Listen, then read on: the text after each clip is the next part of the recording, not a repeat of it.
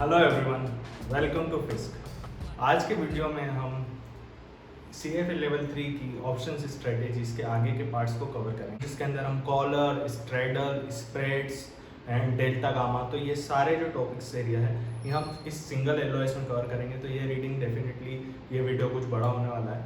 So let's start. सबसे पहले हम बात करेंगे कॉलर्स की। देखिए, कॉलर्स के अंदर क्या होता है, आपके पास एक पोजीशन होती है।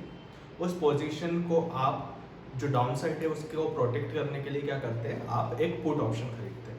Now you don't want to pay premium for that put, तो आप उसके लिए क्या करते हैं, आप एक कॉल ऑप्शन सेल कर देते हैं। तो जब आप कॉल ऑप्शन सेल करते हैं और पुट ऑप्शन परचेस करते हैं, तो आप एक तरह से एक रेंज बना लेते हैं कि मेरा मैक्सिमम प्रॉफिट कुछ इतना रेंज तक जाएगा और मैक्सिमम लॉस एक फिक्स्ड लिमिट तक ही जा सकता है, बिकॉज हमारी डाउन साइड बाय ऑप्शन की वजह से प्रोटेक्टेड है और अपसाइड हमने सेल कर दी है कॉल को सेल करके।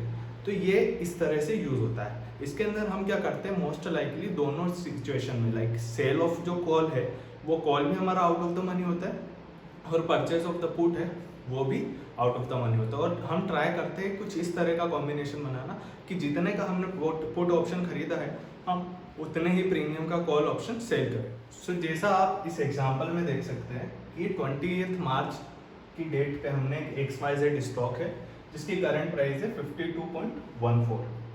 ठीक है, तो इसको हमने एक पुट ऑप्शन पे खरीदा इसके अंदर कि I will sell it at 50। हमने पुट ऑप्शन खरीदा है कि 50 में इसको सेल करेंगे। अभी 52.14 है और उसके लिए हमने प्रीमियम कितना दिया है परचेज करने में, 4.88। सिमिलरली यहाँ पे ये कॉल ऑप्शन है जिसकी प्राइस है 55.87। इस कॉल ऑप्शन की जो स्ट्राइक प्राइस है 55.87, इस कॉल को हमने सेल किया है और उससे हमें मिला है 4.88 का प्रीमियम। तो बेसिकली जितना प्रीमियम हमें पे करना था उतना हमें मिल गया। तो ये जो सिचुएशन होती है इसको कहते हैं जीरो कॉस्ट कॉलर, मतलब हमने एक पैसा भी नहीं दिया और एक कॉलर बना दिया। कॉलर बनेगा कैसे उसको देख लेते हैं। तो क्या होगा कि ये इसका पे ऑफ डायग्राम अगर हम देखें या प्रॉफिट डायग्राम देखें, तो मान लीजिए ये है करंट प्राइस 52.14, ये है इसका 50 और ये है इसका प्राइस 55.87। 52.14 पे स्टॉक ऐसा है। अब क्या होगा कि ये इस तरह से बढ़ता जाता है अगर आपका प्राइस बढ़ेगा, लेकिन 55.87 पे क्या है, 55.87 पे आपका कॉल ऑप्शन सेल किया हुआ है। तो इसके बाद क्या होगा कि जो सामने वाला पर्सन है उसको आपको ये 55.87 पे ही सेल करना है, तो आप उससे ज़्यादा प्रॉफिट ले नहीं पाएंगे। तो यहाँ पे आपका प्रॉफिट पूरा आपने दे दिया। उसी तरह ये इसका लॉस में जा रहा है, बट इसके बाद आपका लॉस कवर होगा। तो मैक्सिमम लॉस कितना हो सकता है, ये 2.14 था।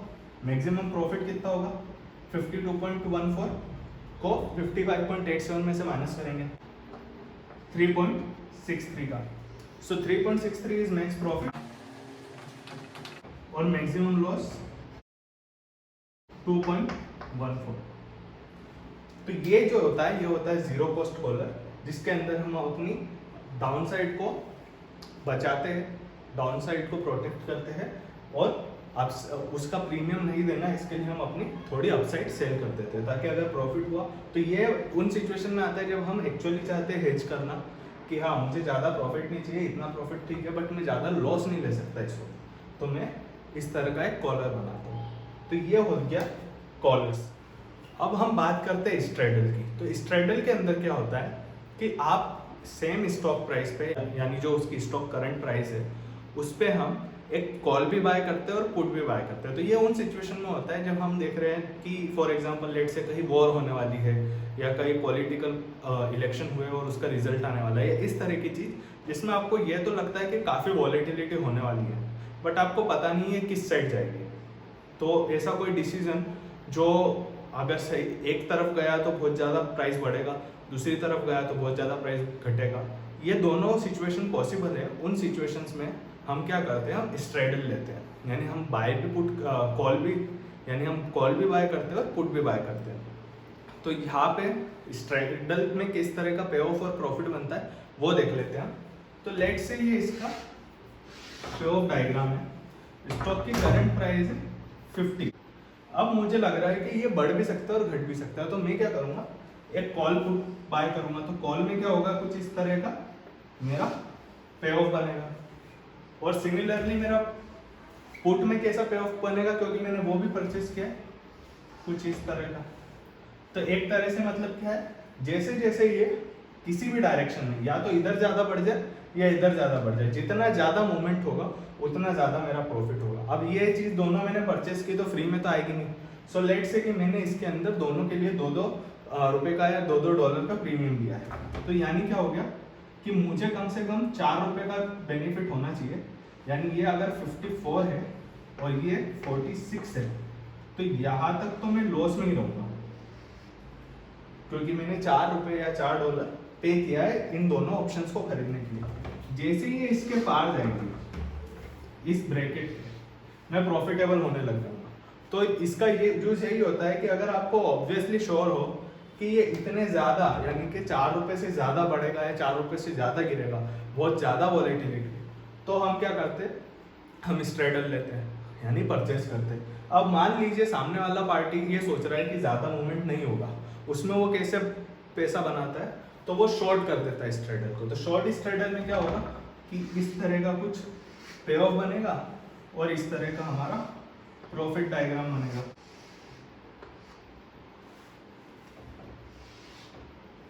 तो ये आप देख सकते हैं कि शॉर्ट स्ट्रेडल में क्या होगा कि शॉर्ट स्ट्रेडल में अगर ये 46 से 54 का जो ब्रैकेट है, इसके बीच प्राइस रहती है तो मुझे थोड़ा बेनिफिट होगा।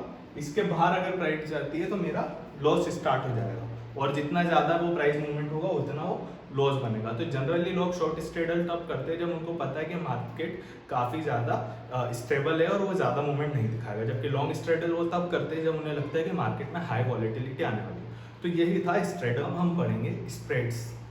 तो स्प्रेड्स के अंदर क्या होता है कि दो टाइप के स्प्रेड्स होते हैं, एक बुल स्प्रेड्स और बियर स्प्रेड्स। ये दोनों सिमिलर ऑप्शन से बनता है, यानी अगर मैं बुल स्प्रेड बना रहा हूँ तो ये या तो बुल कॉल स्प्रेड बनेगा या बुल पुट स्प्रेड बनेगा। सिमिलरली अगर मैं बियर स्प्रेड बना रहा हूँ तो बियर कॉल स्प्रेड बनेगा या बियर पुट स्प्रेड बनेगा। तो कैसे होता है कि बुल मतलब कि I am bullish on market, मतलब मुझे लग रहा है मार्केट बढ़ने वाला है। मार्केट बढ़ने वाला है तो उस सिचुएशन में मैं क्या करता हूँ, बाय लो और सेल हाई। तो मैं जो बुल स्प्रेड बनाऊंगा उसके अंदर मेरा जो कॉल ऑप्शन होगा वो मैं लोअर स्ट्राइक पे खरीदूंगा और हायर स्ट्राइक पे बेचूंगा। पुट में क्या करते हैं, हम सेल करते हैं चीज़ को। तो मुझे लग रहा है कि मार्केट बढ़ने वाला है, तो मार्केट अगर बढ़ने वाला है तो मैं क्या करूँगा, जो शॉर्ट सेलिंग है, right to sell it high करना है, तो मैं हाई एक्सपायरी वाला जो मेरा पुट ऑप्शन है वो तो मैं परचेस करूँगा, और लोअर एक्सपायरी वाला जो पुट है वो मैं सेल करूँगा। तो इस तरह से मेरा बुल पुट स्प्रेड बनेगा, मतलब मेरा जो टोटल सेल करने की वैल्यू है वो हाई होना चाहिए और परचेस करने की वैल्यू लो होना चाहिए। ये बेसिकली इसका मतलब होता है।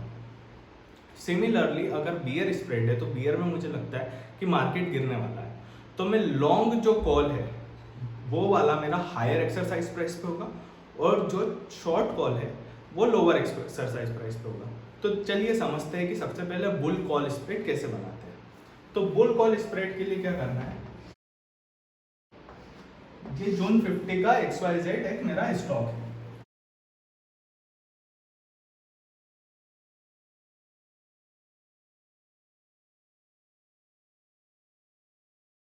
तो यहाँ ये हम क्या करने वाले हैं, देखिए मेरे पास एक जून 50 का कॉल है जिसको लिए मैंने प्रीमियम 7.4 है। ये मैंने परचेज किया है क्योंकि मैं बुलिश हूँ, तो मैं कम प्राइस पे परचेस कर रहा हूँ, और 55 पे मैं सेल कर रहा हूँ, यानी 55 की एक्सरसाइज वाला कॉल मैं सेल कर रहा हूँ, 50 की एक्सरसाइज वाला कॉल मैं बाय कर रहा हूँ। जो मैं परचेस कर रहा हूँ वो वाले कॉल का मैंने 7.4 प्रीमियम दिया है, और जो कॉल मैं सेल कर रहा हूँ उसका 5.2 मैंने प्रीमियम मुझे मिला है। तो नेट प्रीमियम मैंने या नेट आउटले मेरे कैश का कितना हुआ, 2.2। तो इतना मैंने पैसा दिया। अब उसका फायदा क्या हुआ, देखिए अगर मैं सिर्फ बुलिश होता, सिर्फ अगर मैं इतना बुलिश ही होता कि ये जाएगा पर मुझे पता नहीं है कितना जाएगा, कुछ इस तरह की बात होती, और मैं जून 50 का कॉल खरीदता तो मुझे 7.4 देना पड़ता। बट मुझे यहाँ पे ये कॉन्फिडेंस है कि ये 50 से ऊपर जाएगा बट 55 के ऊपर नहीं जाएगा, इस तरह का कुछ मेरा कॉन्फिडेंस है। तो मैं क्या चाह रहा हूँ कि मैं मैक्सिमम बेनिफिट लूँ, यानी कि मैं 50 से बढ़ने का प्रॉफिट भी ले लूँ, प्लस मुझे ज़्यादा पैसा 7.4 उस कॉल ऑप्शन को खरीदने में भी ना लगाना पड़े। तो इसलिए मैंने ये ऑप्शन बनाया। अब इसको किस तरह से चलेगा आप ये देखिए कि मान लीजिए ये प्राइस है 50 और ये प्राइस है 55।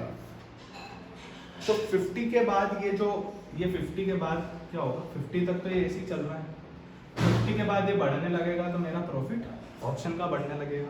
बट 55 पे मैंने इसे सेल कर दिया, तो यहाँ मेरी अपसाइड खत्म, ये मेरा बुल कॉल स्प्रेड खत्म होगा।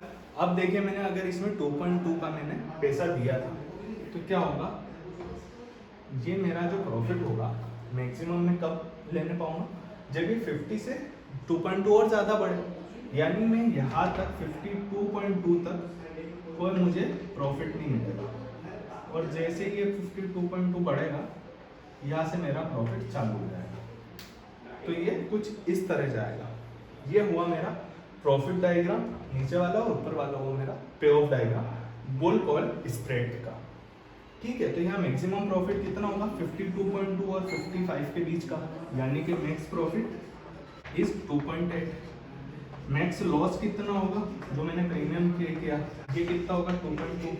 तो ये हुआ बुल कॉल स्प्रेड। अब बात करते हैं हम बियर पुट स्प्रेड की। तो बियर पुट के अंदर क्या होता है, हम लॉन्ग पोजीशन लेंगे ज़्यादा पे बेचने के लिए, यानी 55 वाला जो पुट होगा उस पर हम बेचने के लिए लेंगे और 50 वाला जो होगा उस पर हम खरीदेंगे। तो आप देखिए किस तरह से कि ये 55 का जो पुट है ये मैं परचेस कर, ये 55 के पुट का प्रीमियम मैंने दिया है 6.6, 50 के पुट के लिए मैंने प्रीमियम लिया 3.87, या टोटल प्रीमियम कितना देना पड़ा 2.74।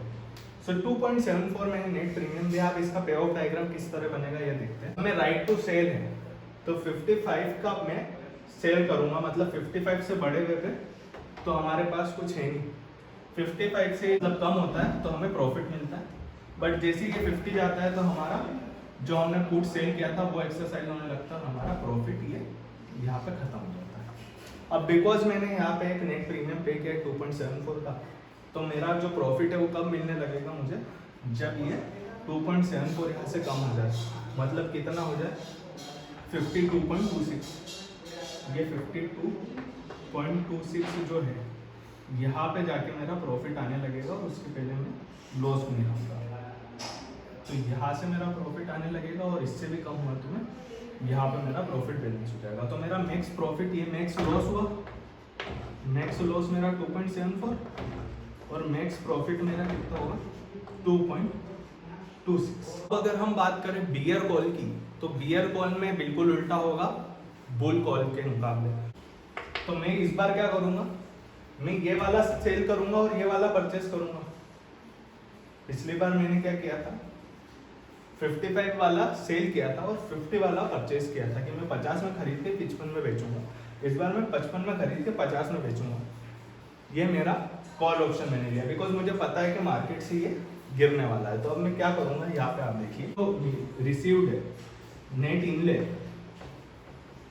या नेट इनफ्लो वो है मेरा 2.2, इतना मुझे मिल गया। अब आप देखिए यहाँ पे किस तरह का मूवमेंट होता है। तो ये है 50 और ये है 50 का क्या है, देखिए 50 से ये जो है मैंने ये वाला मैंने सेल किया। तो शॉर्ट कॉल का क्या कैसा रहता है डायग्राम, कुछ इस तरह से, कुछ इस तरह का रहता है और यहाँ से मेरा ये बैलेंस हो रहा है और ये कुछ इस तरह जाएगा। अब बिकॉज मैंने यहाँ पे 2.2 का प्रीमियम लिया है तो ये 52.2 तक मैं प्रॉफिट में ही रहूँगा। तो मतलब क्या हुआ इससे कि मेरे पास एक क्वेश्चन आ गया कि मैं 2.2 का प्रॉफिट लेगा मार्केट में। अगर ये प्राइस 50 से 52.2 तक है तो मुझे प्रॉफिट में रहूँगा। उसके बाद ये अगर और जाता है इधर तो मेरा धीरे धीरे लॉस बढ़ जाएगा। तो ये मैं कब करता हूँ, जब मुझे श्योरिटी है कि 50 से 52.2 तक ही जाएगा, उससे ज़्यादा जाएगा, मार्केट में ज़्यादा मूवमेंट होना नहीं और ये प्राइस उल्टा गिरने वाला है। तो जब ये गिरेगी तो मैं मेरा प्रॉफिट जो है 2.2 का मैक्सिमम वो इस साइड में अचीव कर लूँगा। ये मेरा बियर कॉल स्प्रेड है। बस यहाँ पे ये है कि मुझे श्योरिटी नहीं है कि ये बढ़े या नहीं बढ़े। जैसे मैं अगर ओनली लॉन्ग पुट करता तो लॉन्ग पुट में क्या होता मेरा कि लॉन्ग पुट में मेरा इधर तक जाता, या मैं अगर शॉर्ट कॉल करता तो शॉर्ट कॉल में मेरा प्रीमियम आके ये यहाँ तक आ जाता, ठीक है। बट उनके अंदर क्या होता है कि मैं यहाँ पे एक ब्रेक नहीं लगा। ये हो गया मेरा बियर कॉल। अब ऐसे ही हम सीखेंगे बुल पुट स्प्रेड, क्योंकि हमने पहले बियर पुट स्प्रेड पढ़ा था। अब हम बात करेंगे बुल पुट स्प्रेड की। तो पहले बियर पुट में हमने क्या किया था, हमें लग रहा था कि मार्केट नीचे जाएगा, तो मार्केट नीचे जाएगा तो हमने हाई प्रीमियम वाला या हाई एक्सरसाइज प्राइस वाला पुट खरीदा था और लो एक्सरसाइज पुट वाला बेचा था। अब यहाँ पे हमें पता है कि मार्केट ऊपर जाएगा तो हम लो एक्सरसाइज वाला पुट खरीदेंगे और हाई एक्सरसाइज वाला पुट सेल करेंगे। यानी हम जून 55 का जो पुट है वो सेल करेंगे और जून 50 का जो पुट है वो परचेज करेंगे। तो नेट इनफ्लो किसका हो जाएगा, नेट इनफ्लो जो होगा मेरा वो होगा 2.74 का। ये इतना मुझे मिला इस बार। अब कैसे काम करेगा बुल पुट, तो आप ये देखिए कि ये 50 है, ये 55 है, ये 55 है। अब मुझे यहाँ पे उम्मीद है कि ये मार्केट से प्राइस बढ़ने वाला है। तो जब ये बढ़ेगा तो क्या होगा कि मैंने यहाँ पे लिया है बाय क्या है राइट टू सेल इट 50, तो मैं 50 पे सेल कर सकता हूँ और सामने वाला 55 पे सेल कर सकता है। अब मेरा ऑब्वियसली पॉइंट ऑफ व्यू ये है कि ये 60 तक जाए या 55 से बढ़ जाए तो सामने वाला आदमी बाहरी मार्केट में खरीदेगा इसको और मुझे उससे 55 में मतलब उससे नहीं खरीदना पड़ेगा, बिकॉज वो मार्केट में जाके खरीद लेगा, ठीक है। तो वो राइट टू सेल उसका वहाँ पे जाएगा 55 से प्लस। मैं ये सोच रहा हूँ, इस हिसाब से मैंने ये बनाया है। तो अब क्या है कि ये मेरी शॉर्ट पोजीशन है, शॉर्ट पुट। तो यहाँ पे कैसा बनेगा, ये 50 से 55 के बाद मेरी ये पोजीशन रुक जाएगी, बिकॉज मैंने यहाँ पे 2.74 का मुझे इनफ्लो है। तो क्या होगा कि ये 52.74 तक मुझे कोई लॉस नहीं होगा, मुझे लॉस में रहूँगा 52.74 तक। और इसके बाद में यहाँ पे प्रॉफिट में आया, जो मेरा टोटल नेट प्रॉफिट कितना होगा 2.74 है। तो ये नेट प्रॉफिट मेरा 2.74 है, तो ये 52.26 जो होगा ये मेरा ब्रेक इवन प्राइस होगा। इसके ऊपर जो है मैं प्रॉफिट में हूँ, इसके नीचे मेरा लॉस ये है, इससे ज़्यादा लॉस मुझे होने वाला है। तो यहाँ पे क्या है कि मुझे पता है कि मार्केट बढ़ने वाला है, अब मेरे पास कोई पोजीशन है नहीं और मुझे रिस्क भी है कि हो सकता है गिर जाए, तो मैं यहाँ पे अपनी डाउनसाइड को प्रोटेक्ट कर रहा हूँ और अपसाइड का थोड़ा बहुत फायदा ले रहा हूँ, जो कितना है 2.74 पर यूनिट तक का। तो ये था हमारा बुल पुट स्प्रेड और इस तरह से हमने चारों स्प्रेड पढ़ा। पे हमारा कॉलर्स हो गया, स्ट्रेडल हो गया और स्प्रेड। आगे बात करते हैं कैलेंडर स्प्रेड की। तो कैलेंडर स्प्रेड में क्या होता है कि हम लॉन्ग पोजीशन लेते हैं लॉन्ग कैलेंडर स्प्रेड में जून के ऑप्शन की और शॉर्ट पोजीशन लेते हैं मार्च के या अप्रैल के ऑप्शन की। तो यानी शॉर्टर ड्यूरेशन का जो ऑप्शन है उसे हम शॉर्ट करते हैं और लॉन्गर ड्यूरेशन वाले को लॉन्ग करते हैं अगर हम लॉन्ग कैलेंडर स्प्रेड है तो। सिमिलरली अगर हम शॉर्ट कैलेंडर स्प्रेड है तो हम क्या करेंगे, जो शॉर्टर पुट है या शॉर्टर कॉल है, शॉर्टर ऑप्शन है उसको लॉन्ग करेंगे और लॉन्ग ड्यूरेशन वाले ऑप्शन को शॉर्ट करेंगे। तो ये जो हमारा ड्यूरेशन के तरह का ऑप्शंस की पोजीशन होती है कि एक ड्यूरेशन वाला हमने लॉन्ग किया, दूसरा हमने शॉर्ट किया, वो कहलाता है कैलेंडर स्प्रेड। तो अब हम बात करेंगे ऑप्शन ग्रिक्स की। तो ऑप्शन ग्रिक्स क्या होता है, डेल्टा, गामा, बेटा, वेगा, थीटा, ये सब ऑप्शन ग्रिक्स कहलाते हैं।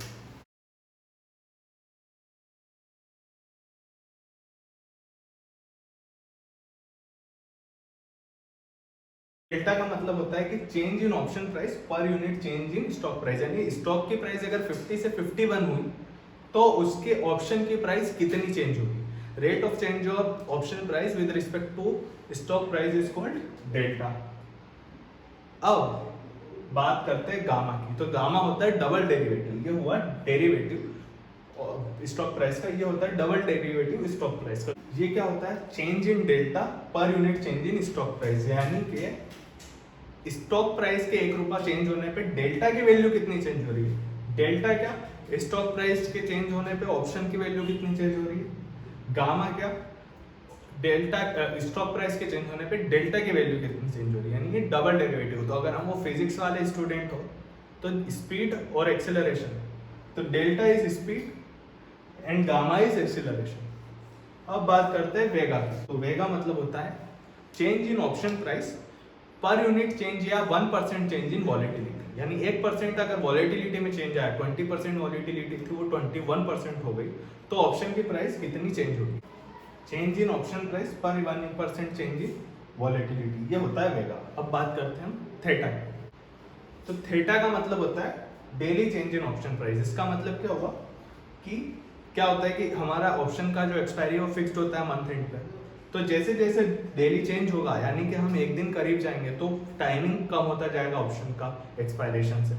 तो जैसे जैसे वो टाइमिंग कम होता जाता है वैसे वैसे उसके ऑप्शन प्राइस भी चेंज होती जाती है। तो वो पर डे चेंज के हिसाब से, यानी 1 डे चेंज के हिसाब से टाइमिंग में ऑप्शन प्राइस में कितना चेंज आता है वो कहलाता है थीटा।